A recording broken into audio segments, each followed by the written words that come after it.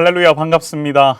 여러분, 오늘 구약성경대학 8주차 신명기와 여호수아와 관련된 말씀 여러분들과 함께 나누고자 합니다. 여러분, 숨가쁘게 또한 진행해오고 계시지만 하나님 주신 말씀 우리가 오늘 곱씹으면서 함께 또한 생각하는 시간 가졌으면 좋겠습니다. 여러분, 오늘 우리가 다루는 본문은 이제 모세오경을 마무리하고 역사서로 진행을 합니다. 모세오경은 하나님께서 모세를 통하여서 이스라엘 백성을 인도케 하시고 출애굽을 통하여서 광야 생활 속에서 어떻게 하면은 가나안으로 들어가서 살 수 있는지에 대한 메시지를 어떻게 보면 정리했다고 볼 수 있는 그런 하나의 창세기부터 오늘 다룰 신명기까지의 말씀이고요. 역사서는 오늘 여호수아가 그 첫 출발점인데 모세의 시대가 어떻게 보면은 끝이 나고 하나님께서 새로운 계승자 가나안 2세대의 어떻게 보면 리더라고 할 수 있는 여호수아를 통하여서 하나님께서 새로운 역사를 인도해 가시지만 그 흐름상 이어가는 모든 누구의 씨앗을 통하여서 그리스도께서 오시는가의 그 역사적 흐름은 변함이 없다라는 사실을 우리가 계속해서 살펴보게 될 것입니다. 양이 적지 않습니다. 그래서 여러분들과 함께 또한 다룰 때에 여러분들 반드시 잘 성경과 메모를 잘 강의 안에다 해놓으시고요.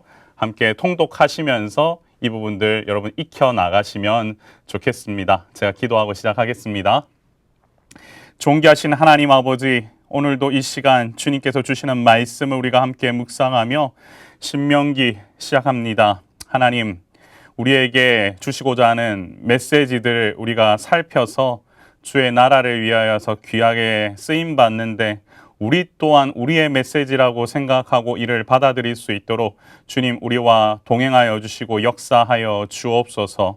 감사합니다. 시작합니다. 지혜를 허락하여 주시길 소원하며 우리의 생명 되시고 소망 되신 예수 그리스도의 이름으로 간절히 기도드리옵나이다. 아멘. 자, 신명기 말씀을 우리가 좀 살펴보고자 합니다. 여러분, 신명기는 구약학자 고든 맥콘빌에 의하면 신명기를 어떻게 표현을 하냐면요. 하나님의 본질과 성품을 충분하게 표현하고 그 표현한 구약 성경 중에서도 가장 중요한 책이라고 말합니다. 그러면서도 신명기를 여호와의 선물이다라고 얘기를 하죠. 왜 그러냐? 하나님이 이스라엘 백성을 통하여서 가나안에서 어떻게 살아야 하는지를 모세를 통하여서 모세의 어떻게 보면 주옥과 같은 세 편의 설교를 통하여서 인도해 주시거든요. 그러면 이들 입장에선 이 선물을 받고 이대로 살기만 하면 어떻게 되는 겁니까? 하나님의 백성으로서의 정체성을 지켜갈 수 있게 되는 거죠. 그리고 모세는 여러분 아시다시피 가나안 땅에 들어갈 수 없었습니다. 하지만 이 메시지를 어떻게 보면 다음 세대에게 흘러보냄으로 말미암아 어떻게 됩니까?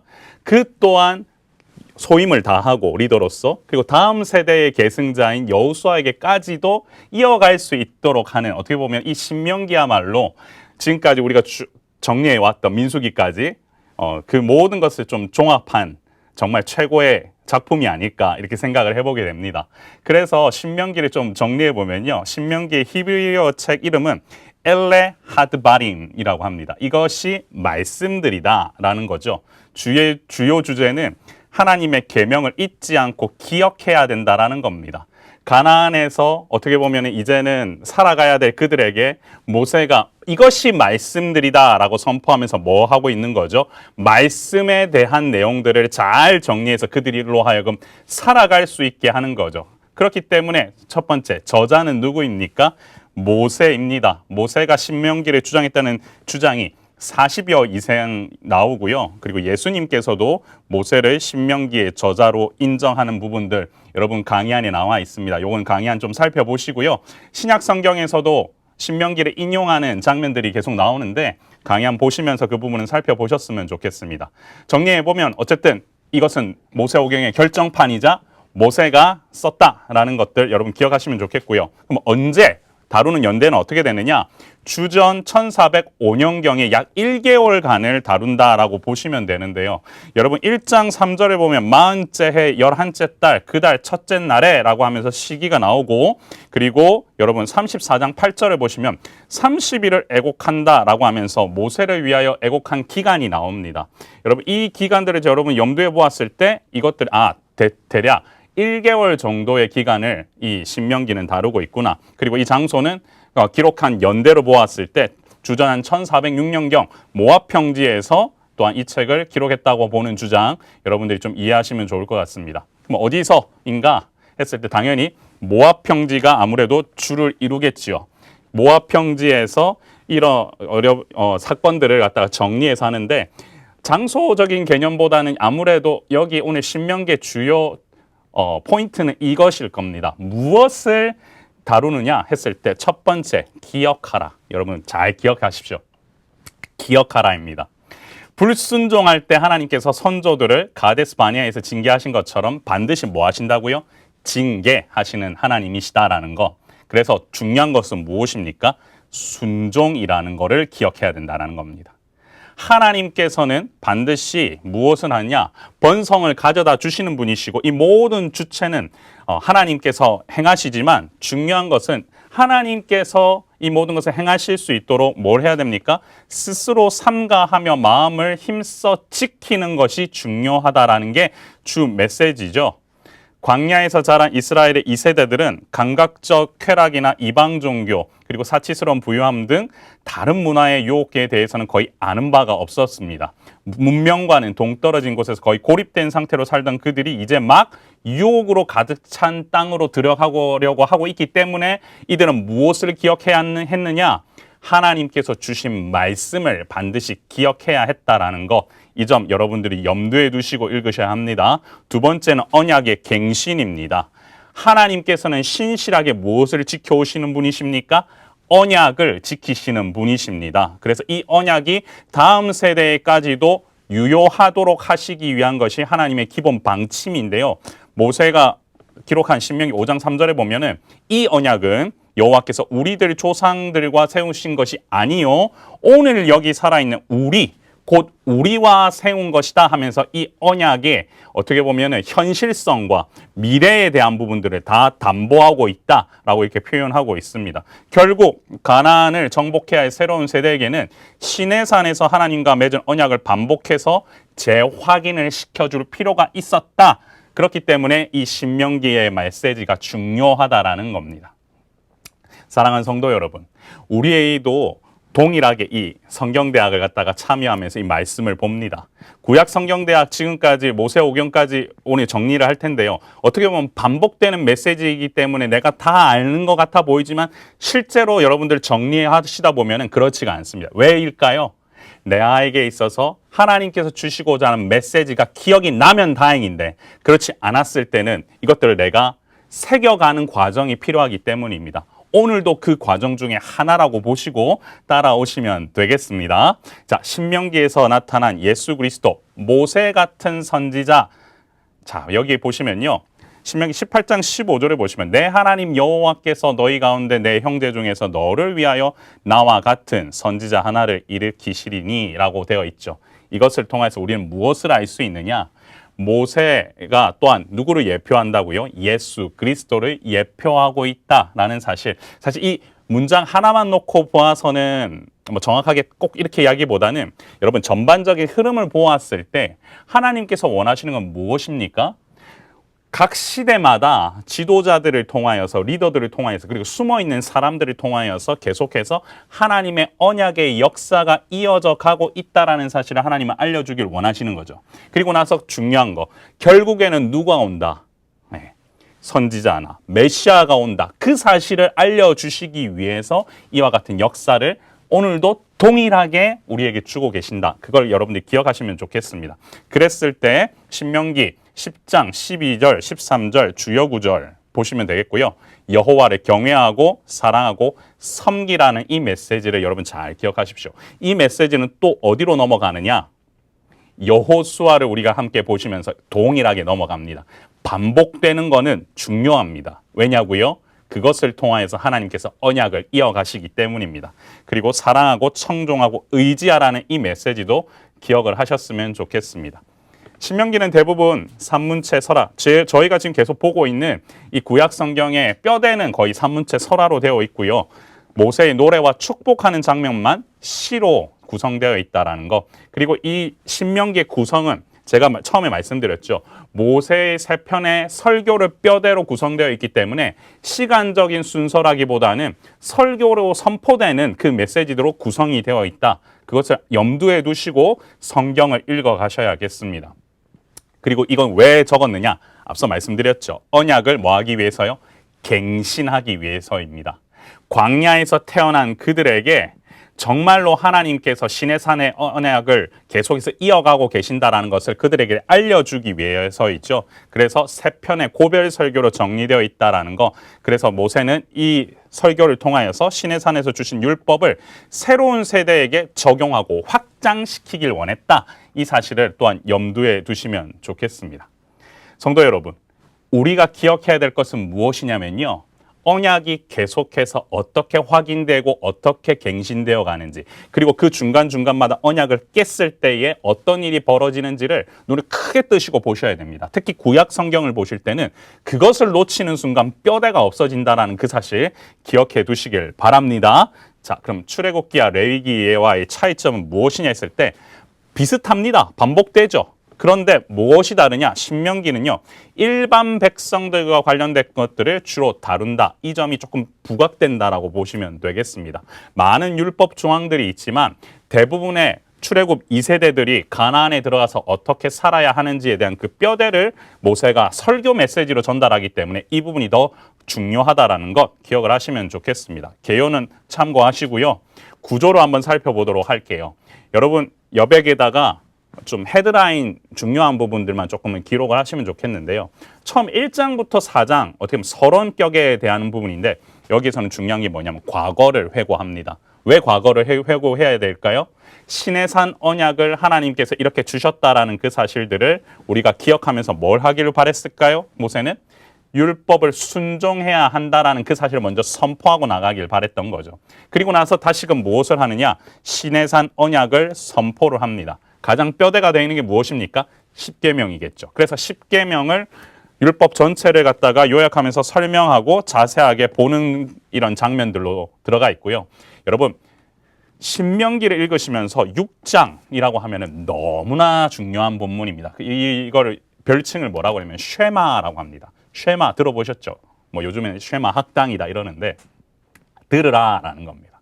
이 쉐마 본문을 통해서 온 마음을 다해 하나님을 뭐하라? 사랑하라라는 메시지가 선포되고요. 그 다음부터는 어떠한 장애물들이 있는지 축복과 저주를 받기 위해서는 반드시 순종하지 않았을 땐 이런 저주가 임한다는 그런 메시지가 나올 겁니다. 그리고 12장부터 26장까지는 2계명부터 10계명에 대한 각가지 해설들이 나오고 중간중간에는 언약이 체결되는 장면들이 이 브릿지처럼 들어가 있습니다. 그리고 27장, 28장은 축복과 저주, 유명한 거 아시죠? 신명기에서 복을 받는다와 저주를 받는다에 대한 자세한 내용이 나와 있고요. 29장부터 32장은 이제 시내산 언약을 보완해가는 모압 언약이 체결된다. 이 사실을 기억하시고 모세가 죽는 장면으로 마무리된다라는 것을 좀 보시면 되겠고요. 이 교재는 기본적으로 설교를 큰 틀로 구성되어 있기 때문에 먼저 첫 번째 설교 앞부분을 먼저 함께 살펴보겠습니다. 제목이 뭐라고 되어 있습니까? 하나님께서 이스라엘에게 행하신 일, 과거에 하나님께서 하셨던 일을 회상하는 장면으로 들어가 있고 미래에 대한 반성도 이 부분에 들어가 있다라는 부분 좀 보시면 좋겠습니다. 언약의 전문입니다. 어떤 언약을 체결하든지 간에 전문이라고 하는 것은 이 언약이 누구를 대상으로 하고 무엇을 위해 주고 어떤 대상을 통해서 어떻게 하길 바란다라는 그런 것들의 내용을 가르치는 거거든요. 모세는 약속의 땅에 입성할 출애굽 2세대를 향해서 하나님께서 주신 명령을 가르칩니다. 그리고 나서 모세의 설교를 통해서 역사를 통해 입증된 하나님의 약속에 근거한 것이고요.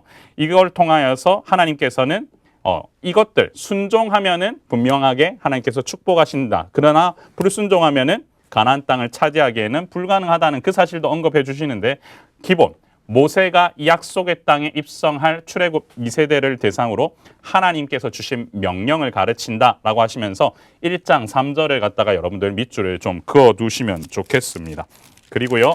살펴보시면 1장 6절부터 18절 사이에는 시내산에서 가데스 바네아까지의 어떻게 보면은 내용들이 선포가 되는데요. 여기서는 호렙산, 시내산에서부터 가나안 땅 문턱에 이르는 여정에 대해서 회고를 합니다.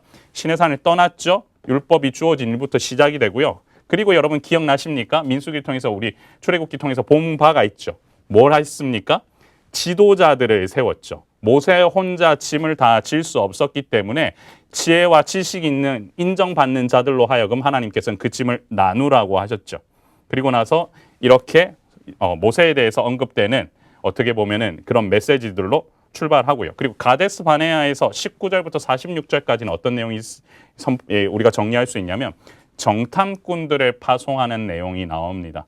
여러분, 당시 이스라엘이요. 하나님의 명령대로 가나안을 올라가서 차지하면 됐었는데 정탐하자는 의견이 나와서 그들이 자신의 본 눈으로 말미암아 판단을 하고자 해서 어떻게 보면 우려를 어떻게 보면 잘못을 범하게 되잖아요. 그래서 여기서 그 내용이 언급되고요. 불신앙의 고백이 26절부터 33절까지 나옵니다. 여러분들이 함께 한번 보셨으면 좋겠고요. 여기 나와 있는 제가 표시한 단어 29절과 32절을 볼드체로 조금 표시를 해두시면 더 좋을 것 같습니다. 그랬더니 어떤 이 결과가 이어집니까? 하나님의 심판이 있었다. 이 악한 세대 사람들 중에는 내가 그들의 조상에게 주기로 맹세한 좋은 땅을 볼 자가 하나도 없다. 그래서 어떻게 보면 갈렙과 같은 이들은 들어갈 수 있지만 그렇지 않은 사람들은 들어갈 수 없다. 그리고 그들이 어떻게 됐습니까? 또한 아모리 족속에게 패하는 일까지 이어지게 되는 거죠. 결국 이 일들을 종합해 보면 우리가 이런 메시지 하나를 도출해 볼 수 있을 겁니다. 여러분, 의심은요 불신을 낳고 불신은 원망을 낳고 원망은 패망에 이르게 한다라는 걸 여러분 기억해 두시면 좋겠습니다. 이스라엘 백성이 하나님의 명령대로 과연 그냥 순종해서 차지했다면 그 모든 것을 정복할 수 있었겠지만 가데스 바네아에서 그들이 낳은 의심이 정찰을 원했고 그리고 그를 통하여서 불신과 원망으로 이어졌고 결국은 패망에 이르기까지 이런 일들이 반복되었다라는 거죠. 이를 통해서 우리 하나님께서 알려주고자 했던 메시지는 무엇일까요? 믿고 따라가라, 순종해라 이 얘기일 겁니다. 이 얘기는 계속 나오니까 우리 계속 진도를 한번 나가보도록 하겠습니다. 가데스 바네아에서 모압까지 2장 1절부터 23절까지의 내용입니다.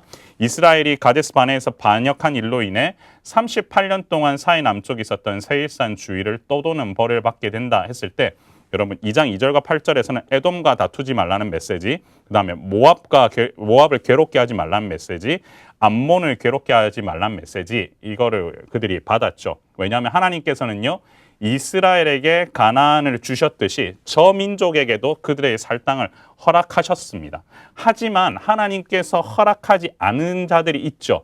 가나안 족속들에 관련돼서는 하나님께서는 정복하고 정벌하라고 하셨습니다. 그래서 아모리 왕 시혼을 정복하는 장면이 2장 24절에서 37절까지 나오는데 여기 보시면 중요 구절 가운데 그의 성품을 완강하게 하셨다라는 부분 나오죠. 이걸 우리가 보면은 출애굽할 때 애굽에서 누구 생각납니까? 바로의 마음을 또한 완악하게 하셨다라고 하는 그 표현 나올 겁니다. 그런데 우리가 그 부분을 해석할 때 제가 어떻게 말씀드렸죠? 이미 바로의 마음속에 그런 완악함이 들어가 있었는데 그것들을 하나님께서는 활용하셨다라고 그렇게 제가 한번 설명을 드렸듯이 이 족속 가운데에는 그들의 성품 자체가 하나님을 거역하고자 하는 마음이 있었던 거죠. 그것을 이용하셔서 하나님께서는 뭐하게 하셨냐면 이스라엘 백성으로 하여금 바산왕 옥을 정복하게 하셨고 그로 인해서 요단 동편의 땅을 분배토록 하여서 르우벤과 갓과 므낫세 지파는 그 동편 땅을 나눠 갖게 됩니다. 그리고 나서 그들이 어떻게 보면 이스라엘의 과업이 끝날 때까지는 그들로 하여금 또 뭘 하냐면 서편까지 와서 선봉에 서서 그들로 하여금 헌신토록 하는 이런 일들이 있죠. 이 모든 것들을 우리가 살펴보면 요단 동평 지역을 정복할 수 있었던 이유는 뭐냐면 이 모든 것이 하나님의 뭐였다? 섭리다라는 거를 여러분 기억을 하셔야 됩니다. 세밀하게 하나하나를 다 만지시면서 활용하시면서 하나님께서는 이 땅을 누구에게 주고자 하셨습니까? 이스라엘 백성에게 주고자 하셨다라는 것을 기억하시길 바랍니다. 르우벤, 갓, 므낫세 반지파에게는 민족 전체의 과제가 끝날 때까지 공동체를 위한 헌신인 선봉에서 섬기기를 바라셨다는 부분 3장 18절과 19절 여기 부분은 밑줄을 좀 그어두시고 22절도 3장 22절도 밑줄을 그어두시면 좋겠습니다. 결국은 누가 싸우시는 거냐? 22절의 메시지처럼 여호와 하나님께서 친히 너희를 위하여 싸우신다라는 그 메시지를 모세는 말하고 싶었다라는 거 기억을 하시면 좋겠습니다. 이제는 모세를 이은 여호수아에 관련된 내용이 3장 21절부터 29절까지 나옵니다. 모세의 마음은 이랬습니다. 구하옵나니 나를 건너가게 하사 요단 저쪽의 아름다운 땅 아름다운 산 레바논을 보게 하소서라고 하지만 여호와께서는 과거에 내 말을 듣지 않고 거룩함을 훼손했다는 이유로 그만해도 족하니라는 메시지를 주시죠. 여러분 여기서 보시면 이런 생각들을 하실 겁니다. 모세가 저만큼 했으면 고생했으면 하나님께서 당연히 그거 하나 정도는 눈 감아 주셔야 되는 거 아닌가 그런 생각 해보신 적 없으신가요? 근데 그건 여러분들 철저하게 우리 생각입니다. 하나님께서는요 모세에게 어떻게 보면 가장 큰 선물을 주고 계시는 겁니다. 그동안 잘 수고했고요. 그리고 그거는 잘못한 거는 징계를 받아야 되니까 들어가지 못하는 거는 끝난 겁니다. 하지만 마지막에 뭘 하게끔 하십니까? 사역을 내려놓는 장면에서 자기 다음 세대가 들어가서 살 땅을 직접 보게 하시면서 그것들을 관찰하게 하시지요. 저는 어떻게 보면 이 장면이 마지막 우리가 또한 은퇴할 무렵에 우리의 다음 세대에게 물려줄 신앙을 우리가 연계할 때도 이런 모습이어야 된다고 생각을 하는데 나는 들어가지 못하지만 우리 다음 세대가 그 땅에서 잘 할 수 있도록 바라만 볼 수 있는 그 은혜가 우리한테도 있다면 그만해도 족하니라는 이 메시지가 그렇게 섭섭하지는 않을 겁니다. 자, 한번 같이 읽어볼까요? 시작. 믿음 있는 자의 온전한 반응은 순종이며 순종은 하나님의 도우심이라는 결과로 이어진다. 그만해도 족하라는 하나님의 명령에 자신의 의를 내려놓을 수 있는 자말이 진정한 사명자다.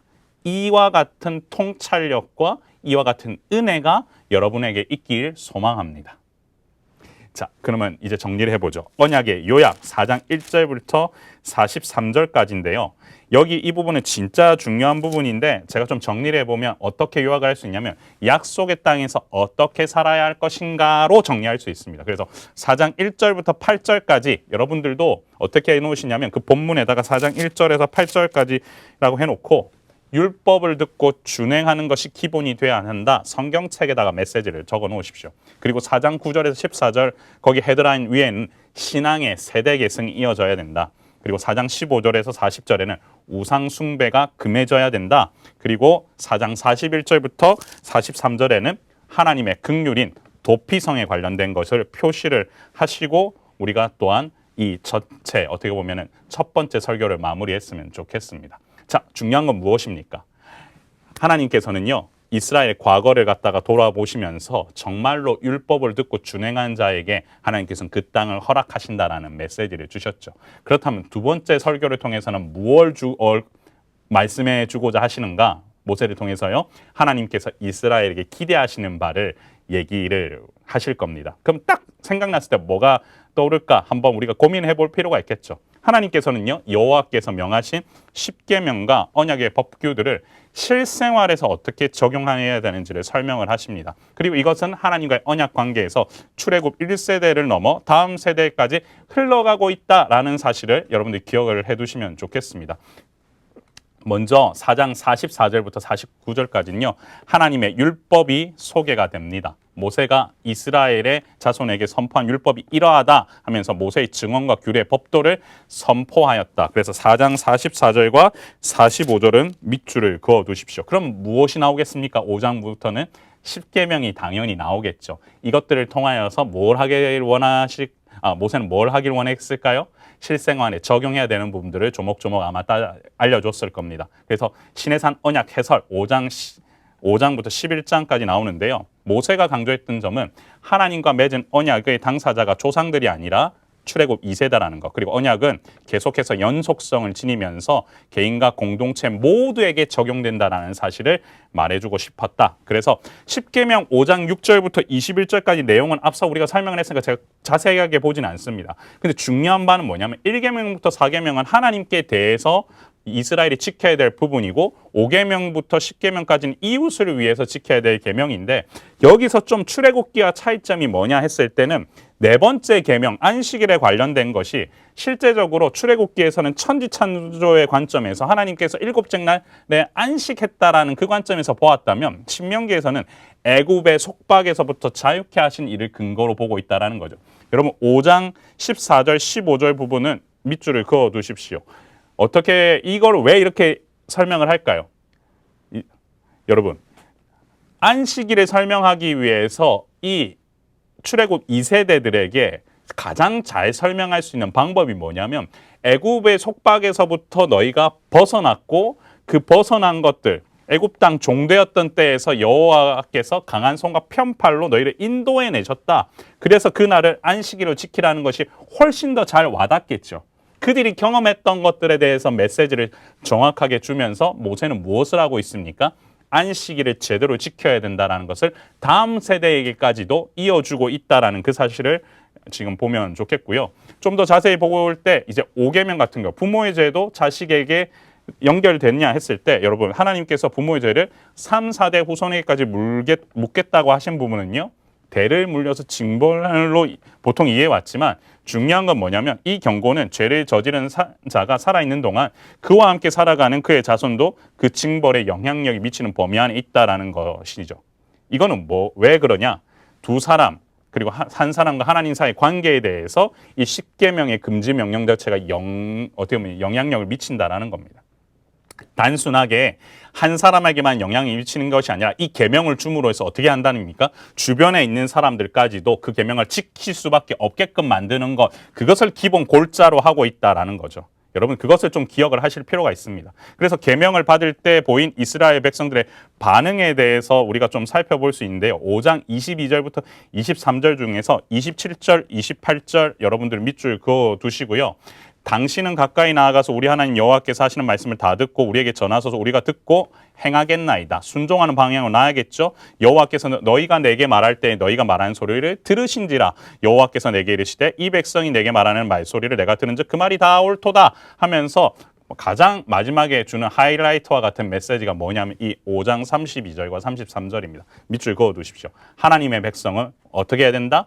좌로나 우로 치우치지 말고 하나님의 도를 행하는 자가 돼야 합니다. 라는 사실입니다.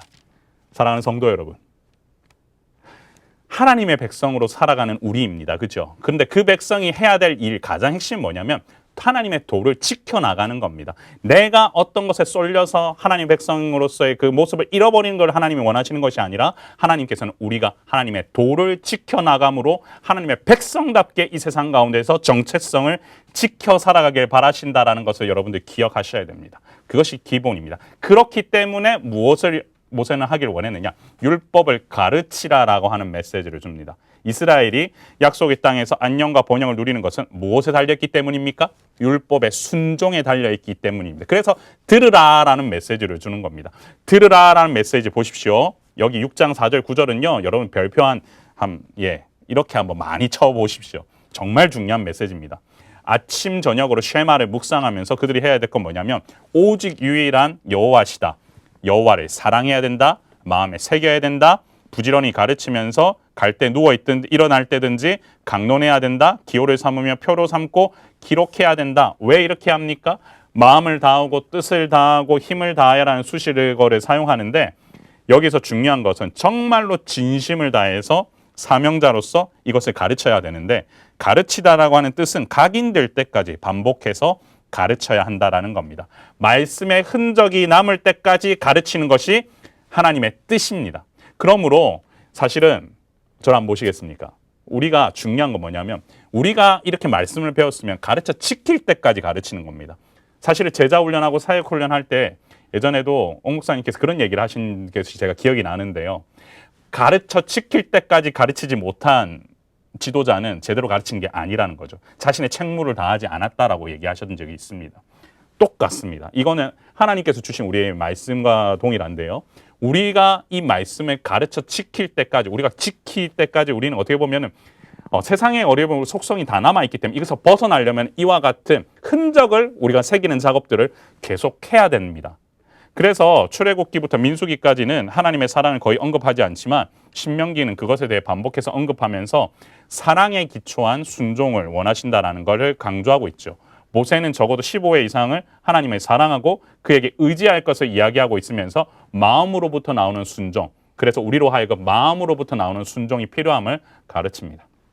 그리고요, 또 중요한 거 7장에서는 가나안을 정복하라고 하죠. 가나안 정복 시에 가장 중요한 핵심이 뭐냐면 가나안 거민들과는 어떤 언약을 해서도 안 되고요, 혼인을 해서도 안 됩니다.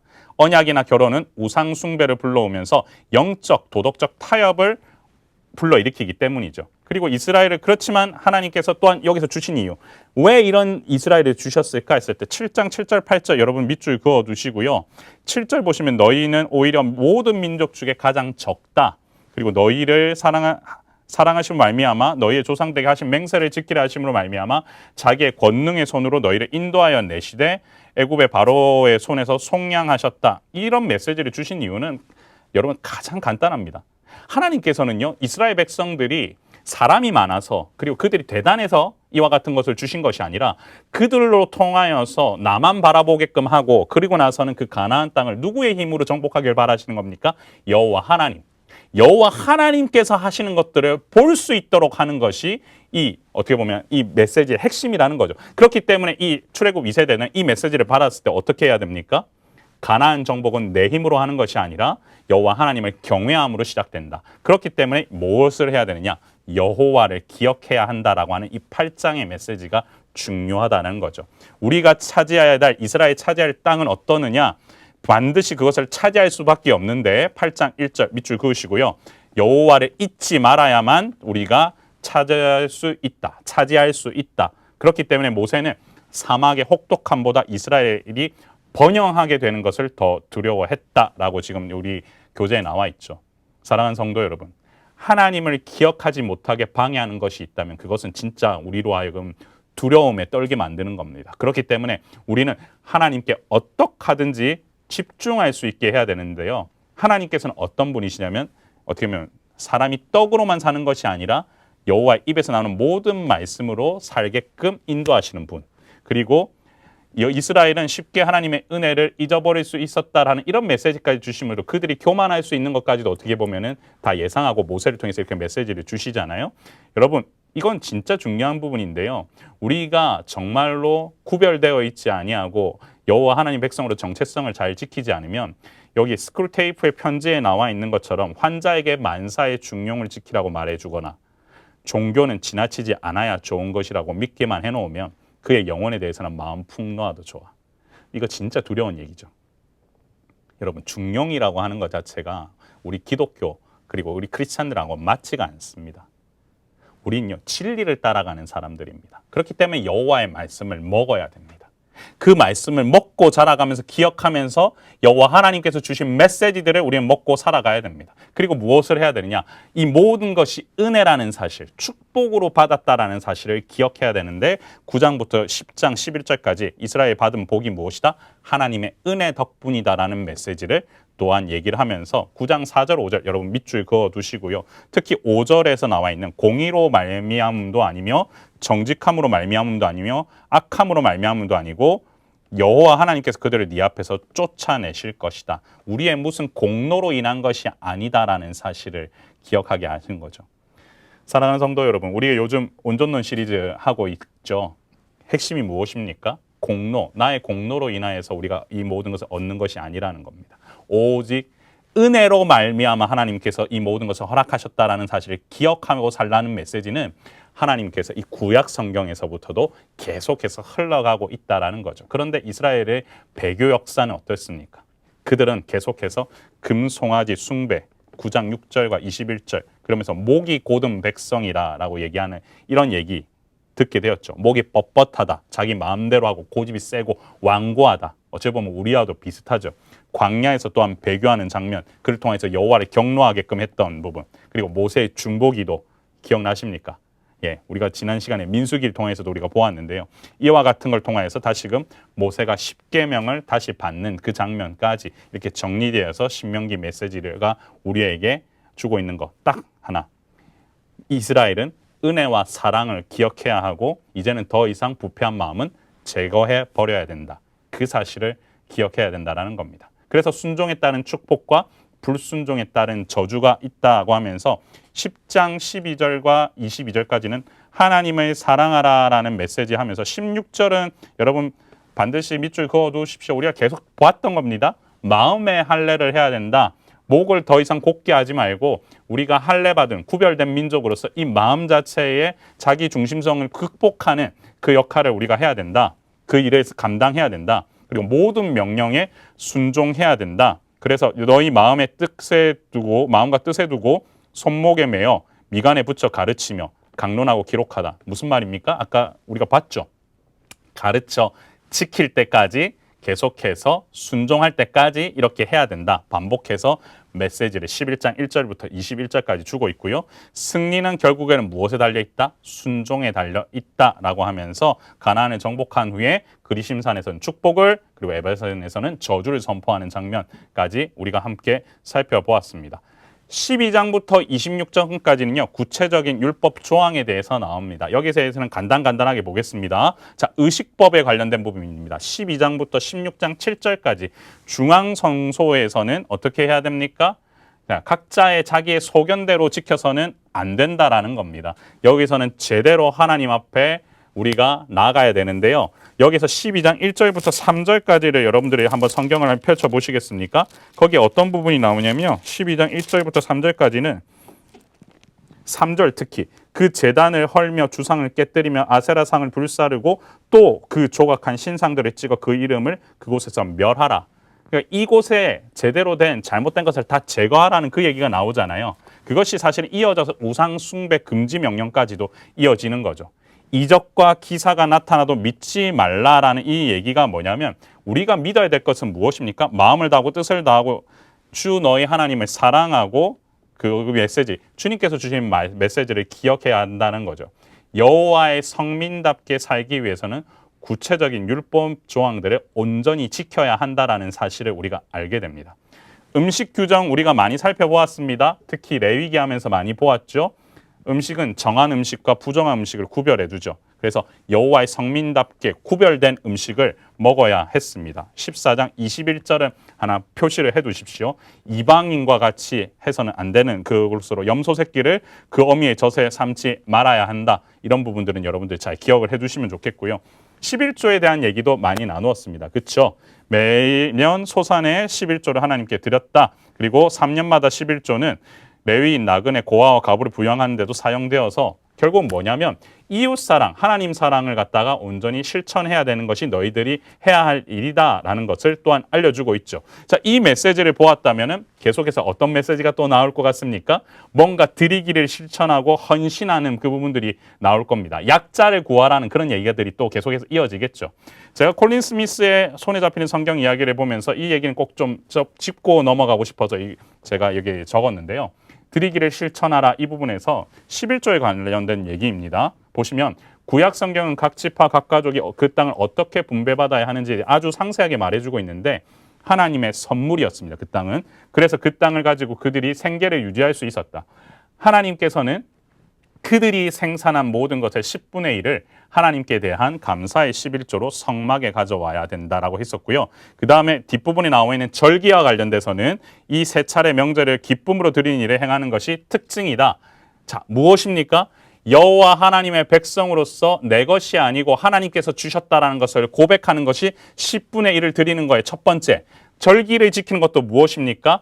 하나님께서 이 모든 것을 허락하셨기 때문에 내가 이와 같은 것들을 감사로 하나님께 올려드립니다라는 그런 메시지죠. 이것들을 온전히 실천해야 된다라는 겁니다. 그랬을 때 무엇? 하나님께서 또 어떤 것까지 약자에 대해서 배려해 주셨냐면 부채, 7년마다는 부채를 면제하게 해주셨고요. 15장 1절에서 11절요. 그리고 15장 12절에서 18절에는 노예와 관련돼서도 우리 지난번에 얘기했죠. 7년째 되는 해에는 자유케 한다. 이 부분도 우리가 얘기를 했습니다. 그리고 초태생을 구별해서 드려야 되는 부분도 얘기했고요. 절기와 관련돼서는 좀 전에 제가 말씀드렸죠. 6월절, 77절, 초막절을 통하여서 무엇을 하게 하는 겁니까? 하나님께 이 모든 어떻게 보면은 주셨던 하나님 이 가나안 땅에 들어가서 하나님께서 허락하셨던 부 그리고 하나님께서 허락하셨던 먹을 것들에 대해서 하나님께 감사를 올려드리고 이 모든 것이 하나님께서 주셔서 가능한 겁니다라고 고백하는 장면. 그리고 이것을 누구하고도요? 이웃하고도 나누라고 하는 것. 그래서 애굽 땅에서 종되었던 때를 기억하면서 그때와 다르게 지금 너무나 감사하다라는 것을 고백하기 위해서 절기를 또한 허락하셨다. 여러분 기억하시길 바랍니다. 그래서 제가 앞서 왜 그런 얘기 드렸죠? 여러분 가정의 절기와 같은 날을 하나를 제정하시라는 거. 그래서 그날에 함께 모여서 예배드리는 가정 예배가, 그다음에 토요비전 새벽 예배가, 아니면 여러분들만의 그 날을 기억하면서 여호와 하나님께 감사를 표현할 수 있는 그런 시간을 가지시면 더욱더 좋을 것 같습니다. 결국 하나님께서 선택한 백성은 하나님을 선택할 수 있도록 이 모든 것들을 모세를 통하여서 메시지를 주고 있다라는 거죠. 자, 16장 18절부터 20장까지는 시민법에 관련된 부분인데요. 재판장들의 직무에 관련된 건데 기본 키는 뭐냐면 이건 메모를 해두세요. 두세 사람의 증언으로 공정성을 확보하는 겁니다. 재판장의 직무. 그러니까 증인 확보가 중요하다는 거죠. 그래서 왕의 직무는 또 뭐냐? 또 동일해요. 공의. 좌로나 우로나 치우치지 말고 공의를 제대로 세워야 된다. 그래서 왕의 자격 조건은 왕은 하나님께서 택하신 이스라엘 백성 가운데서 나와야 했고 병거를 많이 두지 말아야 됐고 아내를 많이 두거나 자기로의 은금을 많이 쌓아두지 말아야 했다. 이것은 다 어디가 추구하는 왕의 모습입니까? 이방 나라에서 추구하는 왕의 모습이죠.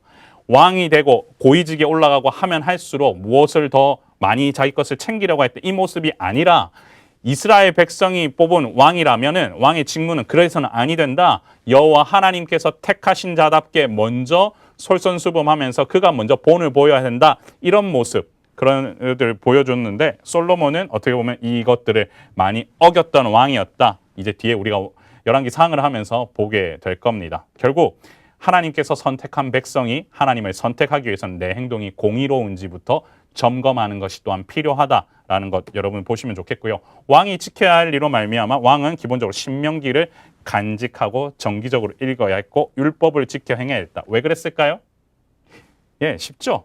하나님께서 주신 메시지를 잊지 않기 위해서 왕은 계속해서 중심을 잡아야 했으니까 그렇다라는 겁니다. 그리고 제사장과 선지자의 직무도 마찬가지겠죠. 여러분들 이 부분 우리가 함께 아까 보았는데 결국은 그들은 무엇을 하는 존재냐면 앞으로 오실 선지자 하나를 예비하기 위해서 준비하는 하나님과의 관계를 계속 어떻게 보면 바르게 세워야 되는 부분들 이런 부분들에 집중을 해야 됐다라는 것들을 기억하시면 좋겠습니다. 19장부터는 이제 도피성과 약자들에 관련된 법이 나옵니다. 한 번 더 살펴보도록 할게요. 약자들에 관련된 보호에 대해서는 콜린 스미스가 손에 잡히는 성경에서 이런 얘기를 하죠. 약자들에게 발생한 사건에 대해 적절한 조사와 심리가 이루어질 때까지 도피성들은 그 사람을 보호해주는 장소를 제공해 주었다. 도끼로 인한 그 사고는 고의적 과실일 수도 있고 끔찍한 사고일 수도 있다. 그러나 하나님의 백성 간에는 그 진실이 무엇이었는지 결정하기 위한 적절한 법률적 절차가 진행되어야 했다. 사람들로부터 약자가 보호받아야 한다는 사실을 확실히 해두었다. 그래서 하나님께서는 이스라엘 백성으로 하여금 이 약자가 보호되어야 한다는 이 사실들을 갖다가 규정을 통해서 알려주고 계시죠. 그래서 도피성 같은 경우도 부지 중에 어떻게 보면 살인, 고의로 행한 살인이 아닐 경우에는 여러분들 이 도피성을 통해서 피해 보복을 방지하기 위해서 일어난 제도였다라는 걸 우리가 함께 살펴보았고요. 증인과 관련된 것도 공정성을 위해서 두세 증인의 이브엘에서 나온 그 어떻게 보면 증언으로서 그 사건을 확정해야 된다라는 것. 그리고 법정에서 배상의 문제가 확고하게 다뤄져야 한다라는 부분. 그리고 전쟁과 관련해서도요. 규정을 정확하게 주셨어요. 진멸시켜야 될 민족은 어디입니까? 가나안 족속들이죠. 헷, 아모리, 가나안, 브리스, 히위, 여부스 이와 같은 거는 반드시 진멸해야 된다. 이유는 무엇입니까? 가증한 일을 너희에게 가르쳐 본받게 하여 너희가 여호와께 범죄할까 봐 걱정되어서 하나님께서는 이와 같이 이스라엘 백성의 거룩함을 어떻게 지켜나가기 위한 그 법을 주셨고요. 그리고 하나 더 20장 여러분 성경을 보시면 5절부터 8절까지를 한번 메모를 해두시면 여기 보면 얼핏 보면요. 병력 이탈에 관련된 합법적인 규정인 것처럼 보이지만 실은 여기서도 중요한 부분은 뭐냐면요. 병력에 대한 이렇게 어떻게 보면 전쟁에 나가기 위해서 병사로 차출되었으나 개인사와 관련돼서는 배려를 하면서 약자를 하여금 어떻게 보면 보호하시기 위한 하나님의 마음이 여기에 담겨져 있다 해서 5절부터 8절까지 표시해놓고 약자로의 배려, 개인사로 인한 배려 부분이 이 시대에 또한 이게 보고되었다. 이 부분을 여러분들이 조금 메모해 두시면 좋겠습니다. 그리고 사회법과 관련된 부분에 대해서는 21장부터 26장까지 나와 있는데요. 미결 살인 사건, 그래서 살인자를 알 수 없는 시체에 관련된 사후 절차 처리 규정, 그리고 가족에 관련해서는 전쟁 포로와의 결혼은 어떻게 했다? 여자 포로를 아내로 삼는 규정도 주었고요. 장자의 상속권, 미움을 받는 자의 아들을 장자로 또한 인정하라 하는 부분 있고요. 패역한 아들 돌로 쳐 죽이라 이런 부분도 있습니다. 정확하죠, 선이. 그리고요. 형제의 소유물과 관련해서는 형제를 도와 못 본 채 하지 말고 도와 일으키라, 세워줘라 이런 규정이 있고요. 혼합 금지, 혼합주의를 뭐 하라고요? 제거하라.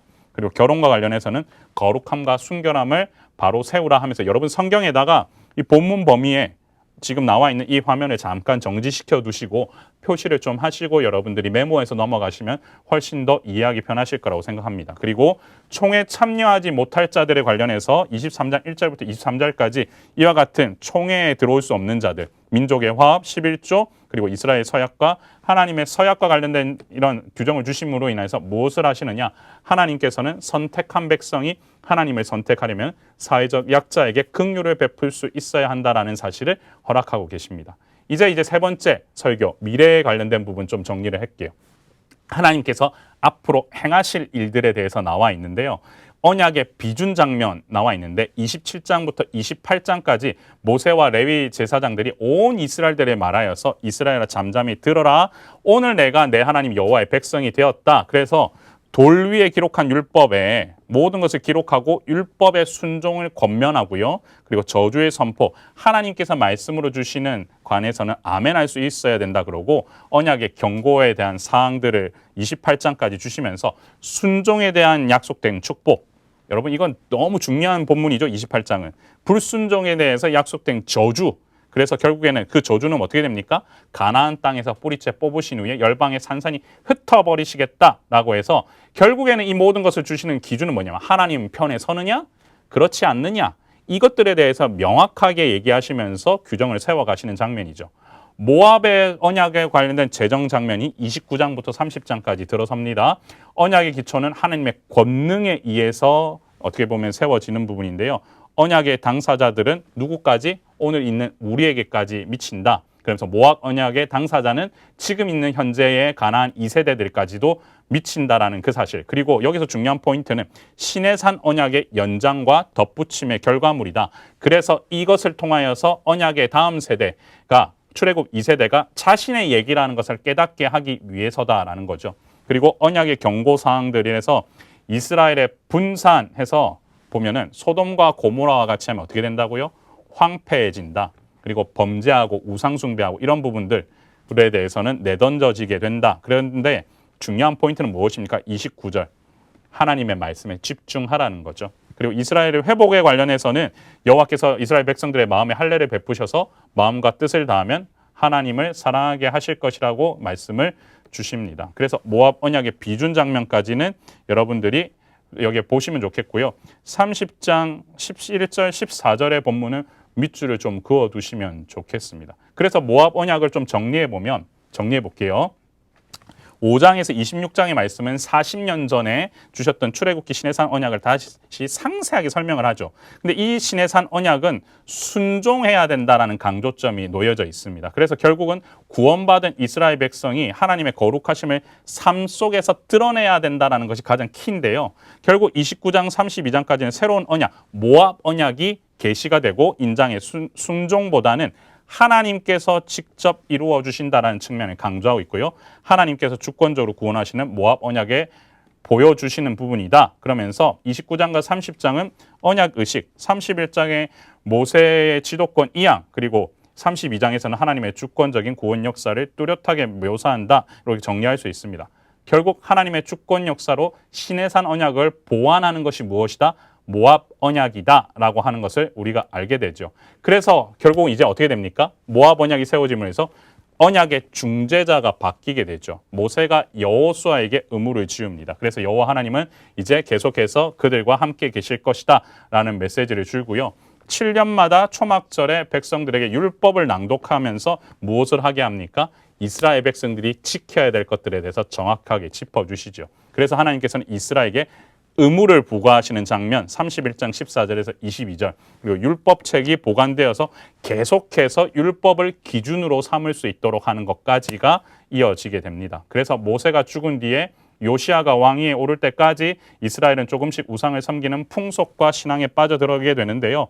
모세의 예견대로 이스라엘은 수시로 우상 숭배에 빠졌고 이 율법책을 또한 방치하는 사건까지 일어나게 됩니다. 여러분 나중에 왕하 이 부분을 보시면 정말로 율법책을 소중히 다루지 않아서 그들이 얼마나 망가지고 있는지를 우리가 볼 수 있게 되는데요. 여러분 중요한 포인트는 무엇입니까? 모든 상황 속에서 율법을 기준으로 삼아야 된다라는 부분입니다. 모세의 노래 부분 한번 살펴보겠습니다. 여호와의 영광과 주권이 여기에는 드러나 있습니다. 모세는 하나님께서 어떤 분이신지를 노래하고 있는데요. 하나님의 주권적 구원 역사를 강조하고요. 율법을 범하면 하나님께서 심판하실 것이고 결국 하나님께서는 다시 긍휼히 여기시고 속죄하여 주실 것이다. 그리고 모세의 죽음 이후의 장면에는 느보산에 올라가게 될 것을 명령받게 되고 지파들을 축복하고 약속의 땅을 바라보면서 결국에는 죽어서 장사되는 장면까지 여러분들 같이 보시면 되는데 이건 한번 읽어보십시오. 그리고 후계자 여호수아에게까지 이어지게 되어서 결국에는 이 모든 일들이 이제 계승되는 장면. 그런데 여기 보시면 모세의 비석이라고 하면서 이 부분, 이건 밑줄을 그어 두십시오. 34장 10절에서 12절입니다. 모세는 여호와께서 어떤 자라고 하셨습니까? 대면하여 아시던 자. 그만큼 모세는 여호와 하나님께서 아끼시던 리더였습니다. 그리고 그렇기 때문에 율법은 모세로 말미암아 주어진 것이고 은혜와 진리는 예수 그리스도로 말미암아 온 것이다. 그래서 모세는 진정 여호와 하나님의 종이었고 그러나 예수 그리스도는 그 하나님의 아들이셨다. 그래서 우리는 그 예수 그리스도 하나님의 아들 되심을 믿기 때문에 우리가 은혜로 살아갈 수 있게 된다라는 거죠. 성경 통독 이렇게 하라는 이 부분은 여러분들 한번 읽어보시면 좋겠습니다. 자, 여기서 한번 신명기를 오늘 나에게 주신 일을 간단하게 정리하고 다시 여호수아로 넘어가겠습니다. 첫 번째, 언약을 갱신해야 된다라는 겁니다. 언약은 다음 세대에게도 뭐하다고요? 유효하다라는 거죠. 언약은 세대를 이어서 지속적으로 갱신해야 된다라는 거 기억하시고요. 하나님은 반드시 하나님을 사랑해야 된다. 우리는 하나님을 사랑하고 경외하고 계속해서 지켜야 된다. 그리고 마음속에 지켜 깨달을 때까지 우리는 가르쳐야 된다. 그 부분도 여러분들은 기억을 하셨으면 좋겠습니다. 사랑은 하나님을 있는 그대로 존중하고 하나님이 이끄신 대로 따라가며 온 마음 다해 하나님을 섬기고 모든 명에 순종하는 것이고요. 마음과 뜻과 뜻을 다하여서 하나님을 사랑하는 것 중요하다는 것. 그리고 기억을 해야 됩니다. 특히 번영하고 있는 성공을 조심하셔서 여러분 교만하지 않은 상태에서 하나님을 따를 수 있도록 여러분들 준비하시면 좋겠습니다. 사실 신명기 내용이 정리하자면 많을 수도 있지만 사실은 되게 간단합니다. 그래서 뒷부분은 제가 좀 빨리 보았는데 여러분 앞에서 우리가 이미 다뤘던 내용들을 정리한 부분이니까 이 부분에 대해서는 강의 안에만 간단하게 표시를 하십시오. 그리고 나서 성경의 주요 구절만 밑줄을 그으시면서 정리하시면 잘 정리할 수 있을 거라고 생각합니다. 이어서 잠깐 쉬셨다가 여호수아 함께 다루도록 하겠습니다.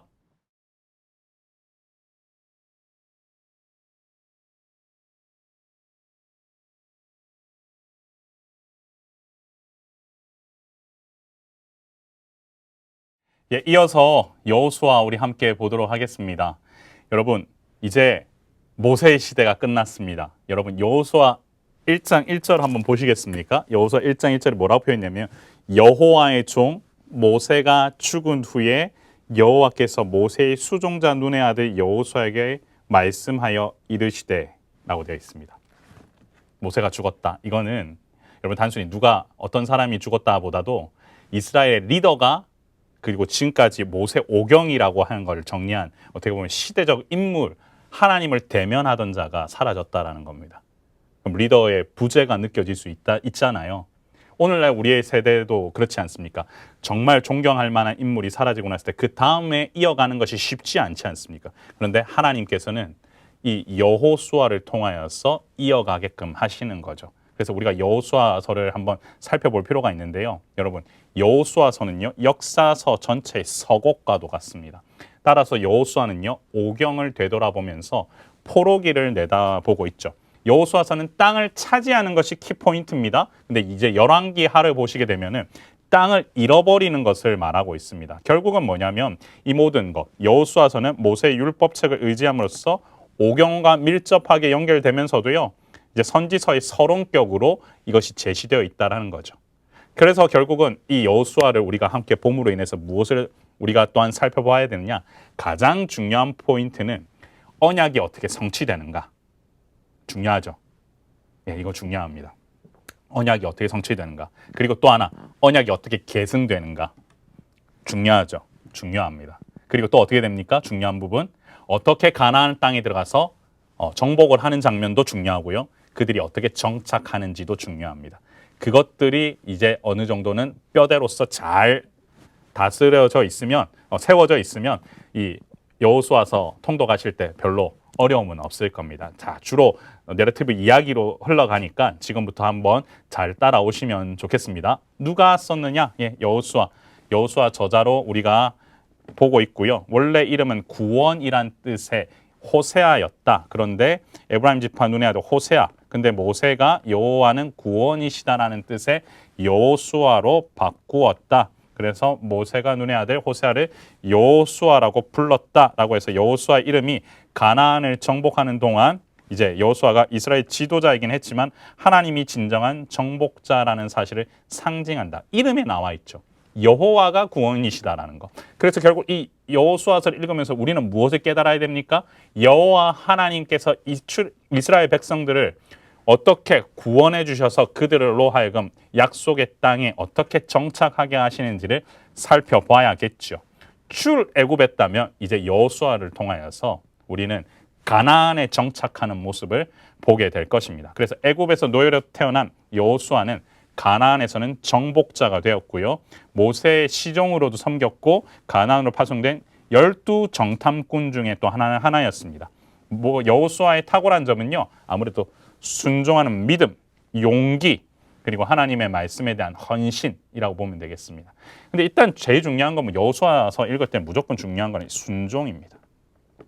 이걸 놓치셔가지고는 답이 안 나옵니다.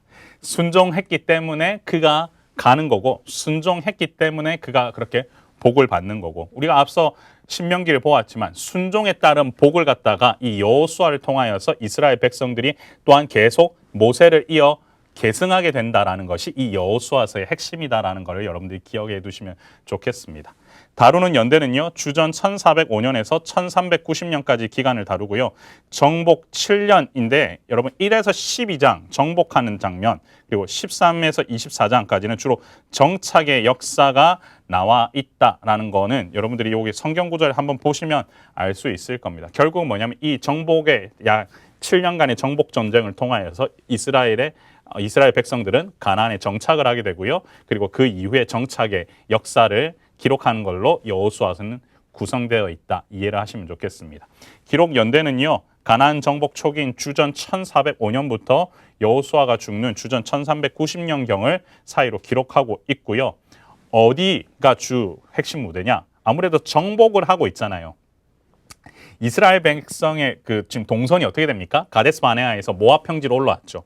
모압 평지에서 요단을 건너서 서편까지 가야 되잖아요. 그럼 요단강 동편의 그 무대가 어떻게 보면 하나의 가장 핵심이 될 것이고 요단 동편에서 또 어떻게 됩니까? 요단 서편으로 넘어가는 것까지 결국 가나안에 입성하는 것까지 그리고 12지파가 정착하는 이 부분까지가 어떻게 보면 가장 여호수아서에서는 중요한 핵심이다 보시면 되겠습니다. 그럼 무엇을 다루느냐?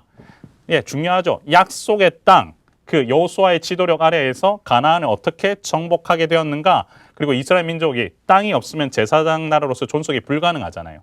여러분 하나님 나라의 백성에게 주어진 땅을 갖다 누리는 것은 중요한 부분이죠. 그래서 이 약속의 땅이라는 부분은 아주 중요합니다. 그리고요 순종하면 복을 받는다. 결국 뭡니까? 하나님은 언약에 충실하신 분이라는 거죠. 순종할 때 하나님께서는 복을 주시고요. 가나안을 정복하는 문제이든지 가나안에 정착하는 문제이든지 하나님의 방법대로 순종해야 하나님께서는 그에 따른 복을 주셨다라는 부분 기억하시길 바랍니다.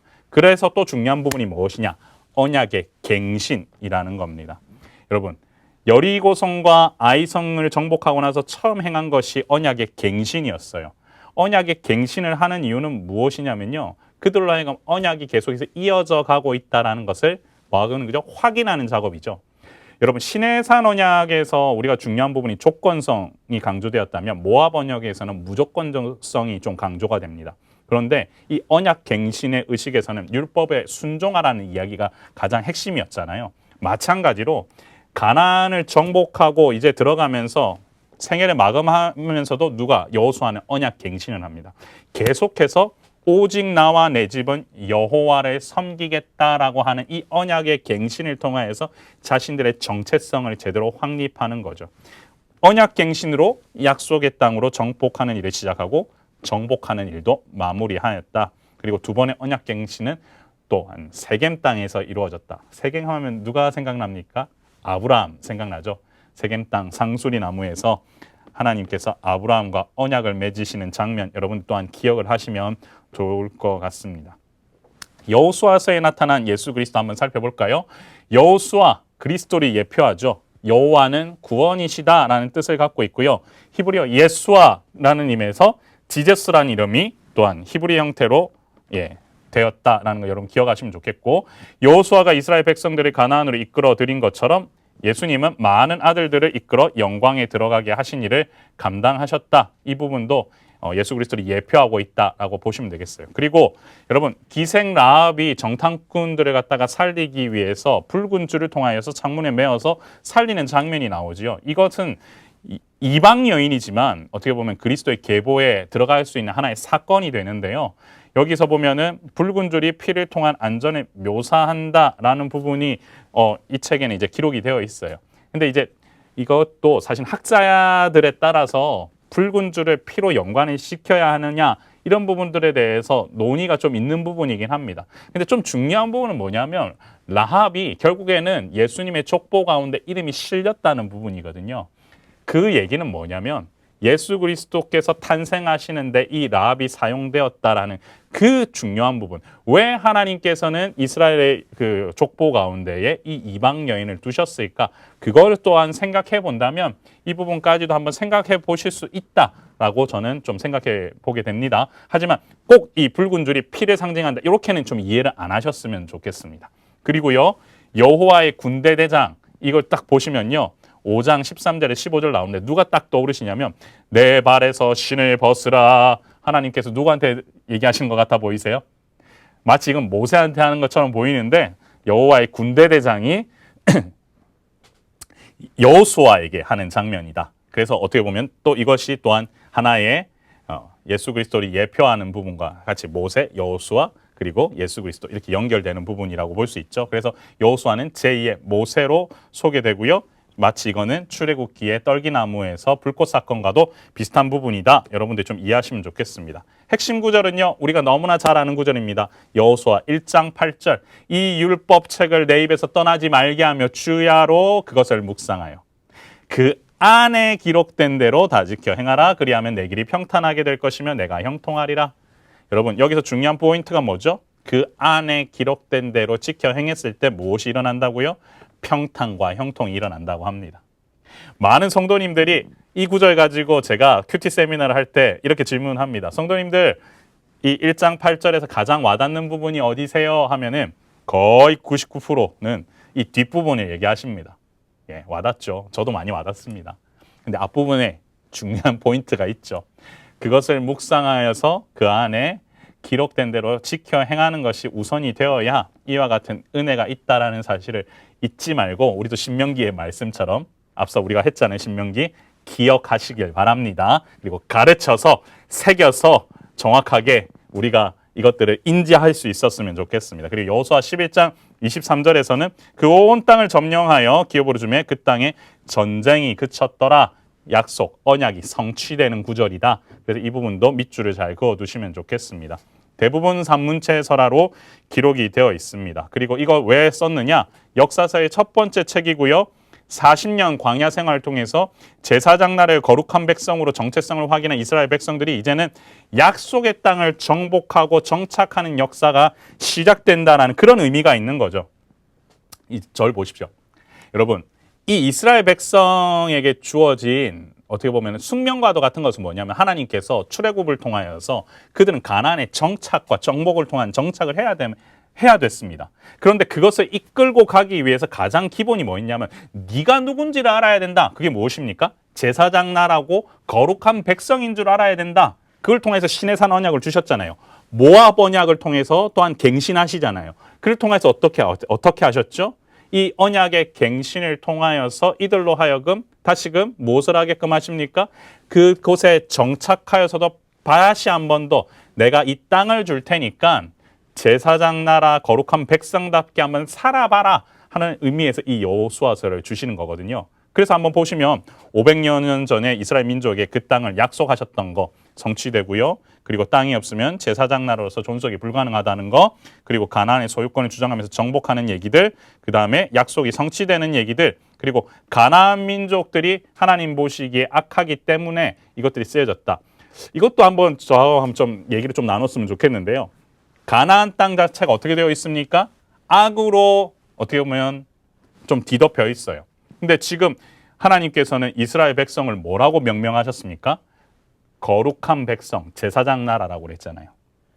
제사장 나라라면 다른 나라들이 하나님 앞에 예배 드릴 수 있고 제사 드릴 수 있도록 해야 되는 거잖아요. 그렇죠?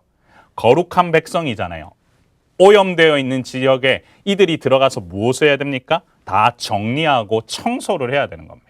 이것이 이들에게 있어서는 가장 어떻게 보면 해야 될 일인데, 그 가나안 땅에 어떻게 보면 아직 다 차지 않았는데 그것들이 차는 순간 하나님께서는 이 모든 것들을 뭐 하시겠다? 성취하시겠다라는 겁니다. 사랑하는 성도 여러분, 우리를 통하여서 하나님이 어떤 일을 행하실 때에도 그 때가 있습니다. 하나님께서 보셨을 때 저 땅에 너네가 입성할 때 어떻게 보면 정복하는 그 수고와 피를 흘려야 되는 그런 부분이 있다 그러면은 우리는 그것을 사명으로 생각하고 가야 되죠. 그리고 그곳에 가서 우리는 정리를 해야 되는 임무를 받았습니다. 왜냐고요? 우리는 하나님의 거룩한 백성이고 제사장 나라이기 때문에 우리를 통하여 모든 민족이 하나님을 예배하게 하고 하나님께서 원하시는 거룩함으로 그 땅이 온전해지기 위해 우리는 오늘도 이 성경대학을 하고 있는 겁니다. 그냥 단순히 성경 지식을 쌓기 위해서가 아니라 우리의 정체성을 잘 지켜나가십시오.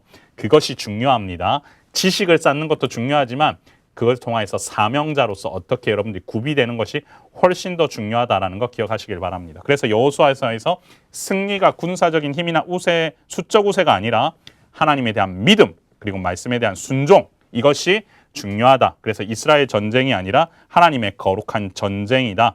그리고 순종과 충성에 달려있다라는 사실 기억하시면서 우리가 본문을 또한 살펴보도록 하겠습니다. 자, 여호수아 계요는요, 약속의 땅, 그리고 주전 1405년에서 1390년 요단강 동편에서 가나안에 이르기까지 이 장면들 우리가 함께 살펴보도록 하겠습니다.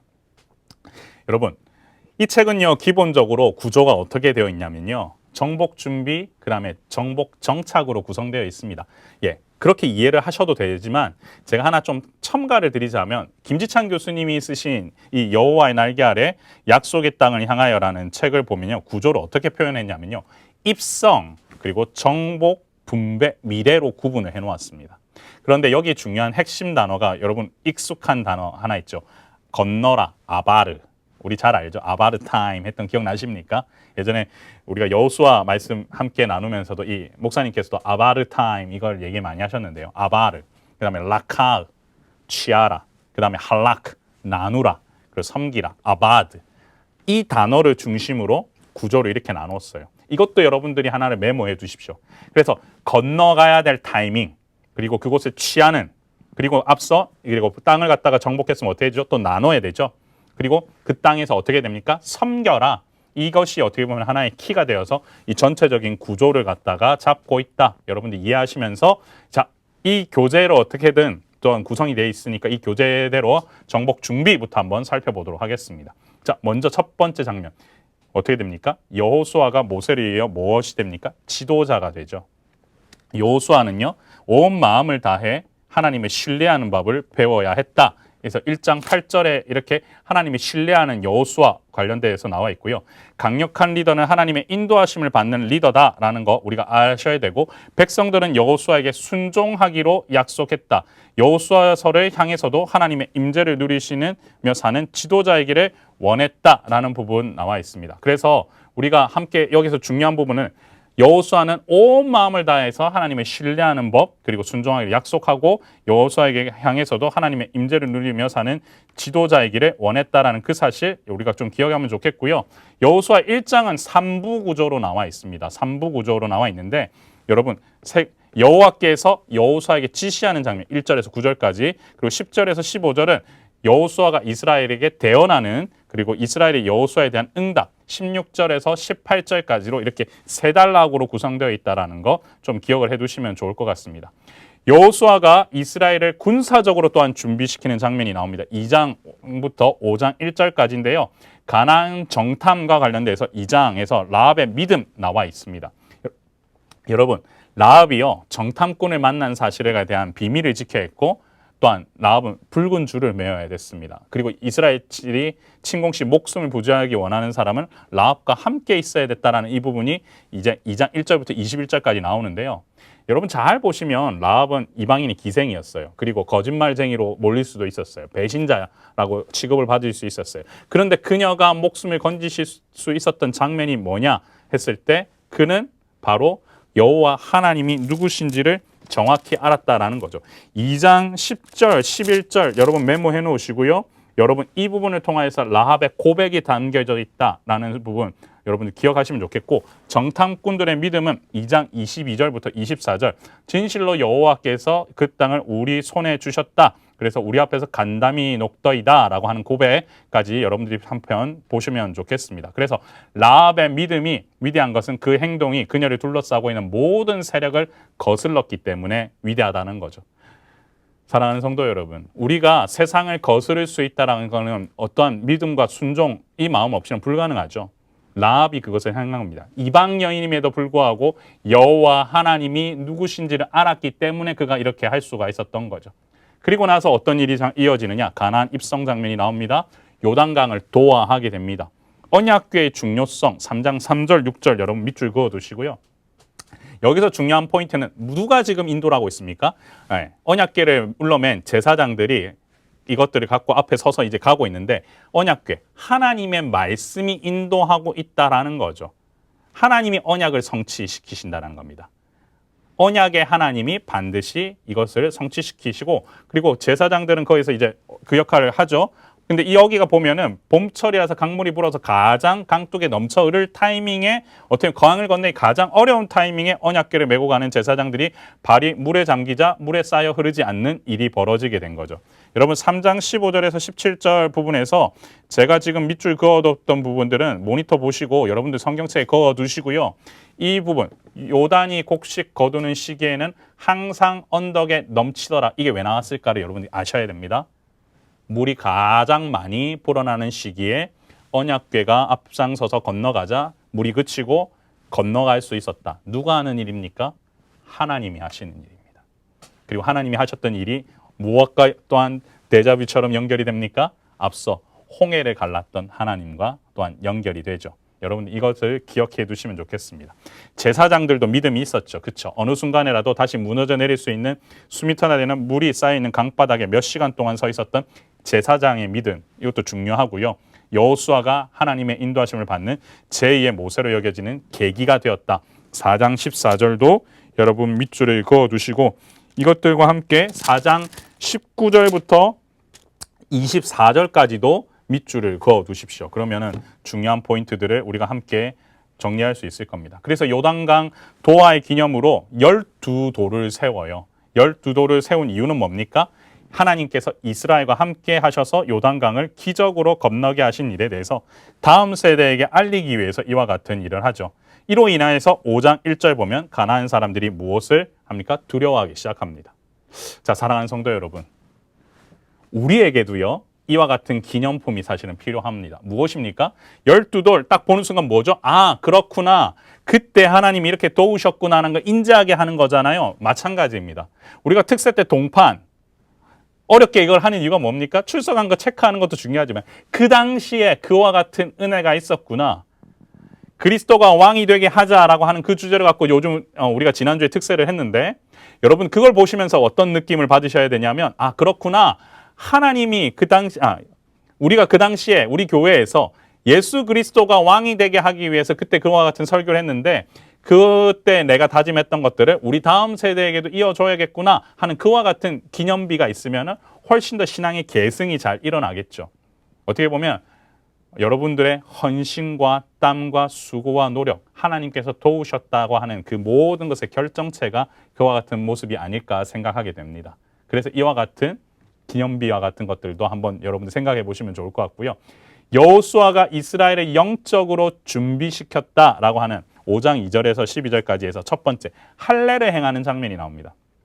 여러분, 할례를 행하면 어떻게 됩니까? 창세기 여러분 34장에서 세겜 사람들이 할례를 행한 지 3일 후에 어떤 일이 벌어졌습니까? 야곱의 아들들이 잔인하게 죽이는 장면이 나오죠.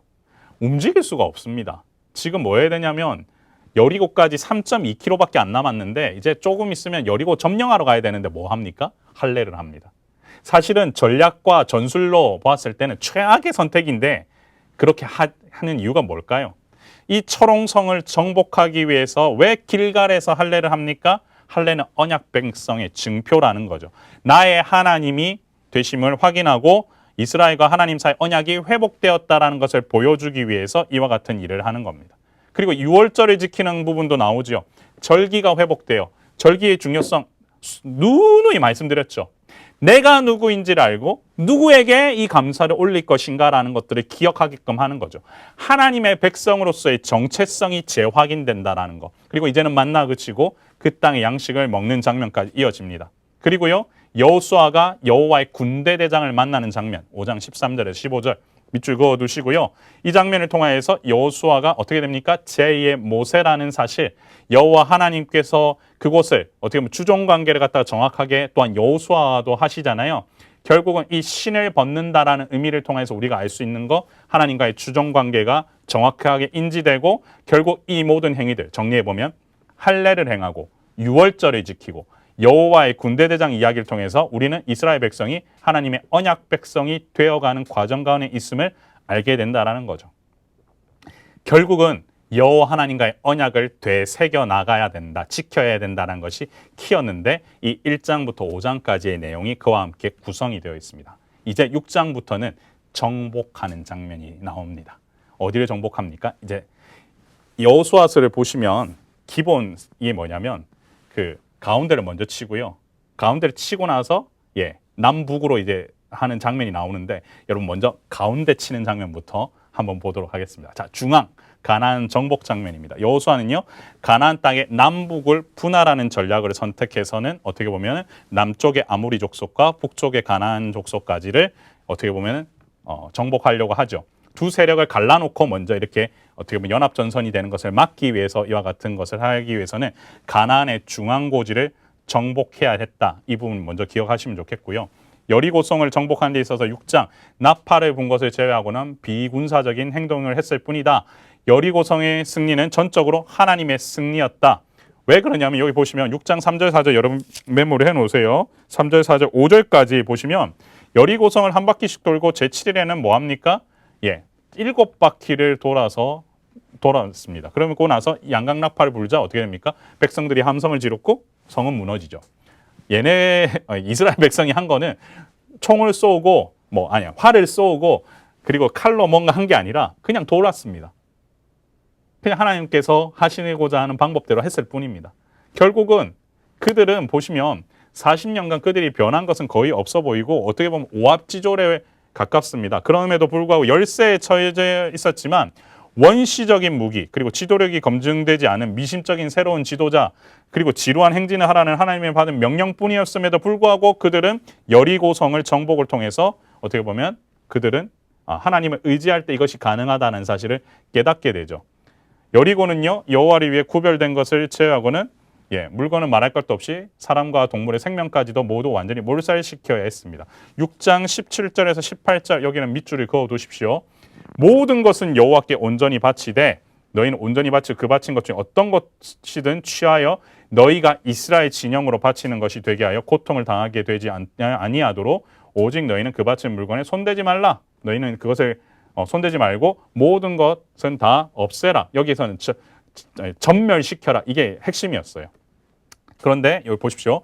여리고성은 왜 그래야만 했냐면 가나안 사람들이 저지른 회복 불가능할 정도로 배교와 도덕적 타락의 상징이었기 때문이에요. 그래서 역사가들은 가나안의 사악함을 증명하는 증거를 많이 찾아내요. 가나안 사원들의 창녀를 두었으며 성적으로 문란했고 심지어는 사람을 제물로 바치는 일도 저질러요. 이 부분들 보시면 되겠고요. 결국은 가나안에서 소돔과 고모라처럼 죄악이 넘치는 도시였죠. 이 여리고성을 어떻게 보면 달의 신에게도 제사를 드리는 제사의 중심지였는데요. 애굽의 열지왕처럼 이 도시가 함락되는 사건은 그 지역 이방신들에 대한 하나님과 이스라엘에 대한 선전포고와도 같았습니다. 그래서 이것들이 중요했죠. 다 전멸시켜야 됐습니다. 그래서 여리고성, 아이성, 하솔성은 전멸당하고 나머지 성들은 보존되어 이스라엘 백성들의 칩으로 사용되게 되는 거죠. 그리고 보시면 여호수아서는요. 여리고성을 건축하는 자는 여호와 앞에서 저주를 받을 것이라고 선포를 합니다. 근데 이 아합 왕 시대 이 말씀이 이루어지죠. 여기 보시면 베델 사람 히엘이 여리고를 건축하였는데 그가 그 터를 쌓을 때에 맏아들 아비람을 잃었고 그 성문을 세울 때 막내 아들 스굽을 잃었으니 라고 되어 있죠. 결국은 여호와께서 눈의 아들 여호수아를 통하여 하신 말씀과 같이 되어버렸다라는 겁니다. 자, 이와 같은 말씀의 성취까지 여리고성은 반드시 진멸했어야 되고 전혀 손을 대서는 안 되는데 그와 같은 잘못을 저질렀더니 이와 같은 죽음이 임하게 되었다. 이것도 한번 보시면 좋겠어요. 아이성 정복 장면입니다. 7장, 8장인데요. 아이성에서 패배를 하게 됩니다. 여기에서 이제 중요한 포인트, 아간이 범죄를 하게 되는 장면이 나오죠. 왜요? 이스라엘 자손들이 온전히 바친 물건으로 말미암아 범죄하였으니 이는 유다 지파 세라의 증손 삽디의 손자 갈미의 아들 아간이었다. 여러분 보시면 유다 지파는 장자 지파고 그를 통하여서 예수 그리스도가 오는 그 지파의 한 인물 아간이 온전히 바친 물건을 가져감으로 인해서 또한 뭐 어떻게 됩니까? 거룩함을 훼손하게 되죠. 그래서 백성 중 3,000명이 그리로 올라갔다가 아이 사람 앞에서 도망하는 장면이 7장 4절에 나옵니다. 밑줄 그어두십시오. 아이성에서 패배하는 장면이에요. 예물을 감추었고요. 결국은 어떻게 되느냐? 여러분 보시면 7장 21절을 갖다가 밑줄 그어두십시오. 내가 노력한 물건 중에 시나이산의 아름다운 외투 한 벌과 은 200세겔과 그 무게가 50세겔 되는 금덩이 하나를 보고 탐내어 가졌나이다 라고 되어 있죠. 결국은 아간의 가족은 아골 골짜기에서 돌에 맞아 죽게 됩니다. 이 아골 골짜기는 괴로움이라는 거죠. 결국은 그가 진멸해야 될 것들을 진멸하지 않고 손을 댔다가 그가 진멸되는 일이 벌어지는데요. 이게 이제 중요한 거. 히브리어에서는 이걸 헤렘이라고 합니다. 진멸하는 전쟁, 그리고 온전히 바쳐야 하는 물건을 헤렘이라고 하는데요. 이 땅은 하나님의 땅이기 때문에 모든 것이 하나님께 드려져야 했는데 아간이 헤렘의 일부를 바치자 그가 무엇이 됩니까? 헤렘이 되어버린 거죠. 온전히 바쳐야 되는 그 물건에다가 손을 대는 순간 그 자신이 죽음을 맞이하게 되는 이런 일들이 벌어지게 됩니다. 사랑하는 성도 여러분, 우리가요 하나님의 것을 정말로 정확하게 구분되어서 드린다고 했을 때 내가 이것이 하나님의 것이 아니고 내 것이라고 생각하는 순간 사실 그건 하나님께서 정말로 진노하십니다. 이걸 여러분들이 좀 구분하실 필요가 있어요. 내 것이 아니라 하나님의 것입니다. 우리가 11조를 드린 것도 마찬가지고요. 여러분들께서 하나님의 것을 하나님께 온전히 올려드리고자 하고 마음을 먹어야 하나님께서는 여러분을 하나님 백성답게 지키십니다. 하지만 그렇지 않을 경우에는 이 오늘 아간의 범죄와 같은 이런 일도 벌어질 수 있다는 그 사실을 여러분 기억하시고 이거야말로 오늘날 있어서는 안 되는 장면이겠죠. 자, 보십시오. 이어서 계속. 이제는 아이성에서의 승리하는 장면 8장 1절에서 29절까지 나오는데요. 여리고성과 아이성 이야기를 이렇게 나란히 기억한 이유가 뭘까요?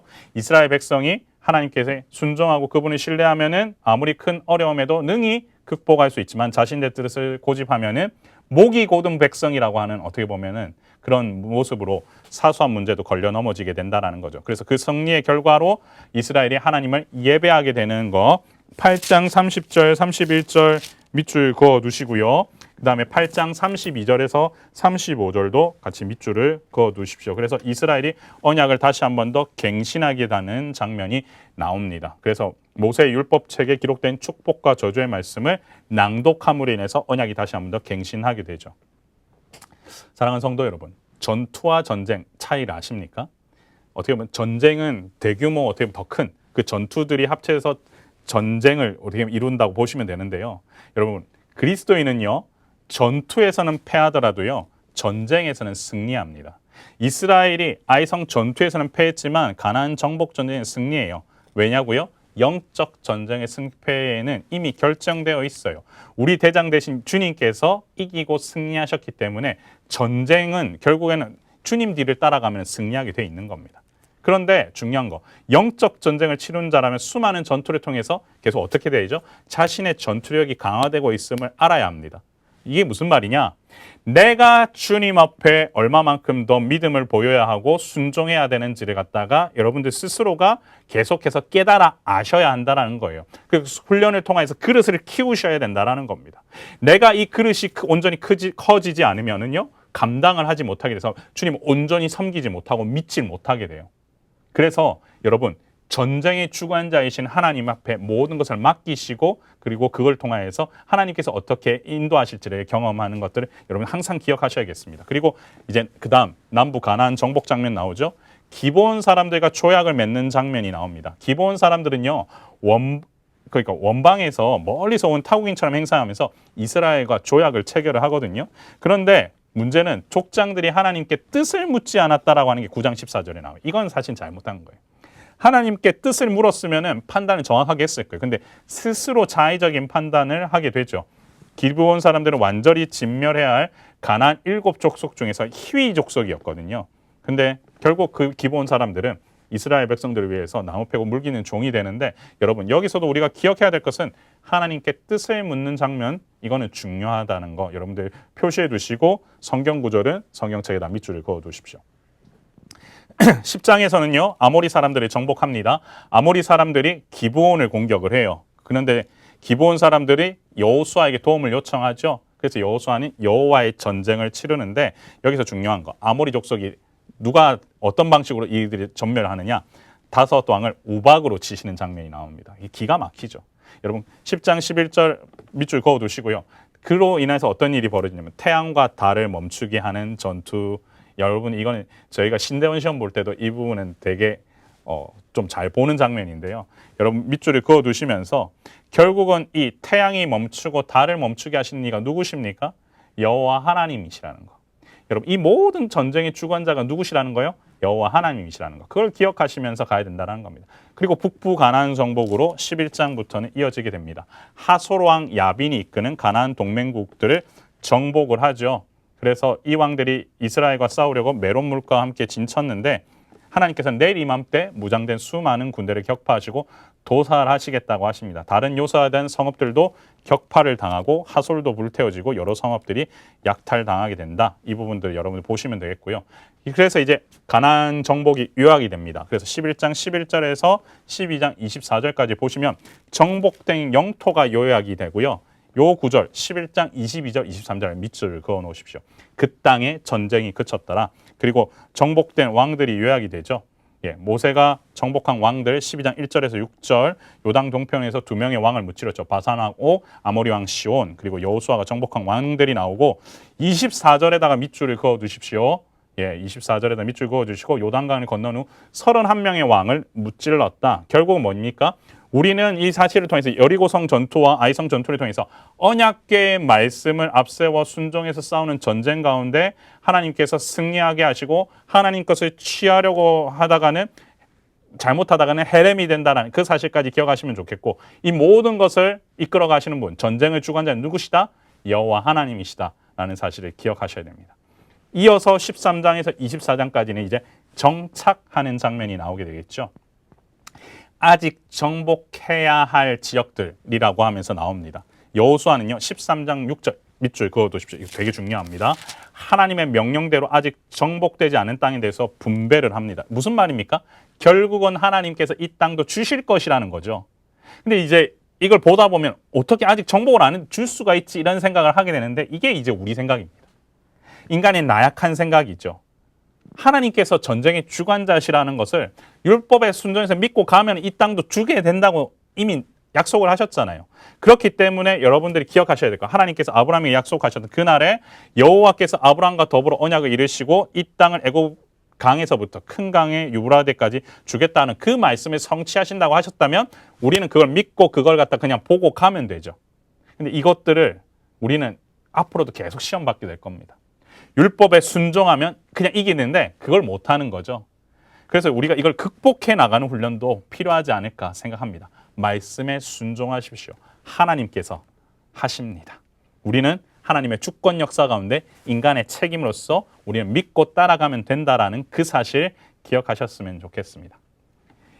13장 8절에서 33절까지 요당 동편에 정착하는 거, 그래서 루벤 지파와 갓 지파와 므낫세 반 지파가 여기에 정착하는 거, 그 다음에 레위 지파는 이스라엘의 여호와께 드린 화제물이 그들의 기업이 되어서 따로 땅을 분배받지는 않는다라는 거, 이거는 여러분들이 기억하시면 좋겠고요.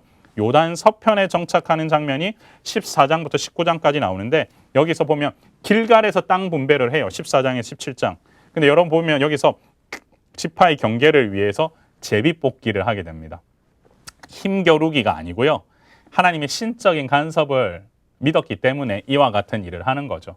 중요한 거는 여기서 제비뽑기를 한다는 표현보다 더 중요한 건 뭐냐면 이 모든 것들을 우리가 서로 다투지 아니하고 하나님께서 주시고 역사하신다는 걸 믿고 그것들에 대해서는 따로 불평하지 아니하고 하겠다. 이것이 이제 중요하다는 거죠. 그래서 먼저 유다 지파 해서 갈렙의 기업 하면서 14장 6절에서 15절 보시면 되겠고요.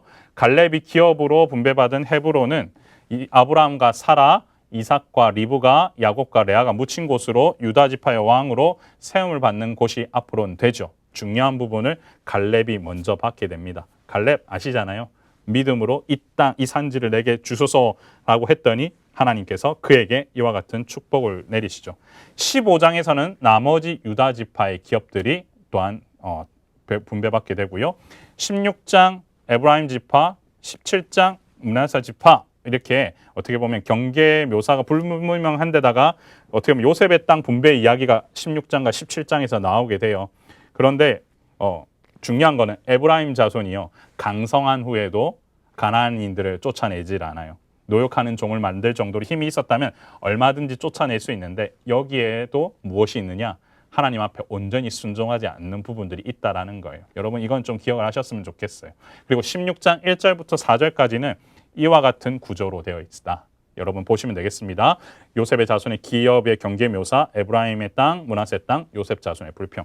이것이 사실은 사라져야 되는데 이것이 안 되는 것을 계속 보게 됩니다. 여러분 본문을 읽다 보면 개척하라는 말이 나오는데요. 그 개척하라는 말은 사실은 창조하다라는 의미로 사용되어지는 단어입니다. 보시면요. 개척하라는 히브리어 바라는 창세기 1장 1절에서 창조하다는 의미로 쓰인 동사이다.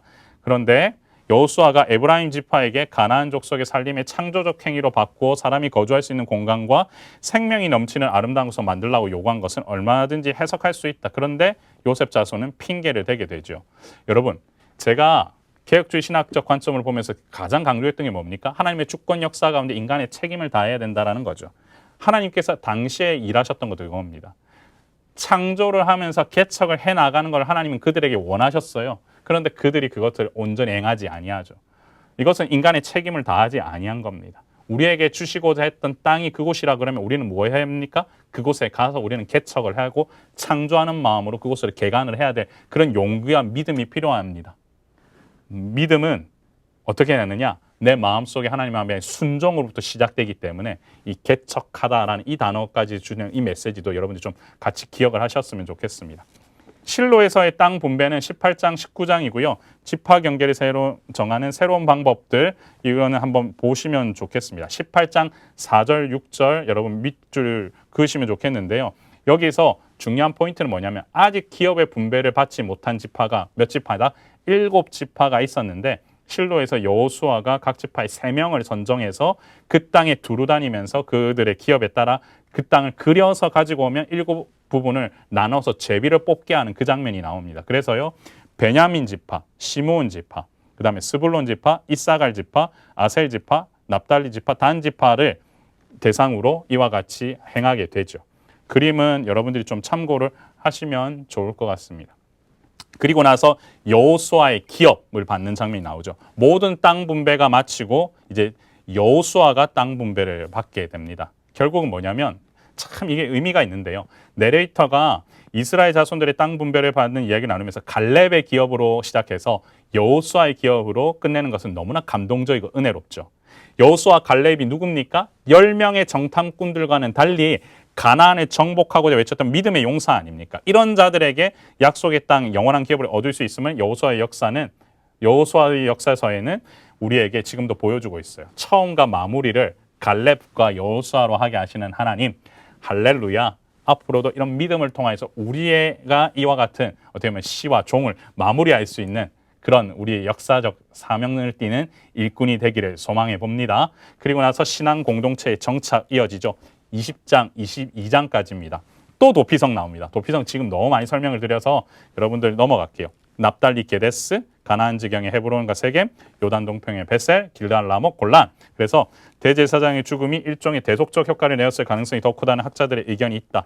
그러니까 대제사장이 죽어야만 이들이 다시 집으로 돌아갈 수 있는 자유로이니까 대제사장의 죽음이 그들에게는 대속과 같은 그런 의미가 있다. 이런 것도 제가 앞서 설명을 조금 덜 드렸던 부분인데 이 부분도 한번 메모를 해두시면 좋을 것 같습니다.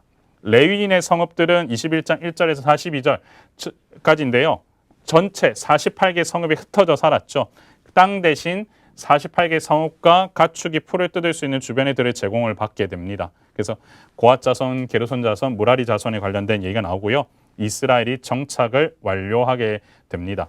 43절, 21장 43절에서 45절까지를 밑줄 그어 두시면 좋겠습니다. 이는 여호와께서 그들의 원수들을 그들의 손에 넘겨주셨음이니라. 여호와께서 이스라엘 족속에게 말씀하신 선한 말씀이 하나도 남음없이 다 응하였더라. 아멘. 이와 같은 은혜가 있었죠. 그래서 미래 여호와를 섬기라 라는 메시지로 우리가 정리할 수 있는데요. 여호수아서는 하나님의 주도로 주어진 약속의 땅 안에서 이스라엘이 어떻게 살아가야 하는지에 3번의 주도권을 쥐고 움직이는데, 첫째, 여호수아는 요단 동쪽 지파를 불러서 돌아갈 것을 지시하며 여호와만 섬길 것을 지시하였다. 여기 나와 있는 성경 구절은 밑줄을 그어 두십시오. 둘째, 여호수아는요 오직 여호와만을 사랑할 것을 얘기하고요. 셋째, 그리고 오직 여호와만 섬기도록 언약을 맺게 하였다. 그래서 섬기다라는 동사 아바드라는 게 마지막에 15번이나 나왔다. 이것을 여러분들이 좀 잘 기억을 하셨으면 좋겠습니다. 증거의 단 22장은요. 요단 동편의 세 지파가 요단가에 큰 제단을 쌓는 거, 이 제단은 하나님 여호와의 제단 외에 다른 제단을 쌓는 것이 아니라 후일의 요단 서편 지파들이 요단 동편 지파를 향해 너희가 이스라엘 하나님 여호와와 무슨 상관이 있느냐, 너희가 여호와께 받을 분깃이 없느냐 말할까 하여 여호와의 제단을 모양으로 만든 것이다라는 거 기억을 해두시면 좋겠고요. 이제 마지막 여호수아의 고별사 23장, 24장이 나오는데 하나님의 복은 온전히 오로지 순종을 통해서 나온다. 그래서 24장 15절 핵심 구절이죠. 오직 나와 내 집은 여호와만을 섬기겠다. 그래서 각 개인이 하나님을 신뢰함으로 그분께 순종할 때 이 모든 것들을 하나님께서 하나님을 선택해야 된다라는 거, 여호수아서의 기본이라는 거 기억하셨으면 좋겠습니다. 이 부분 여러분들 24장 26절 27절도 여러분들 밑줄을 그어두시면 좋겠습니다. 그리고 여호수아와 엘르아살의 죽음, 그래서 110세에 딥나세라에서 장사되었고요. 요셉의 뼈도 24장 32절. 여러분 요셉의 뼈 하니까 기억나시죠? 그때 출애굽 당시에 이스라엘 백성들이 모세와 함께 이걸 들고 나왔잖아요. 그래서 그들이 다시금 하나님께서 다시 애굽으로 돌아가지 못하도록 하는 하나의 장치와 같았는데 결국에는 이제 400여 년 동안 본향으로 돌아갈 때를 기다리며 애굽에서 보관해 오신 것인데 고향으로 돌아와 묻히게 된다라는 거.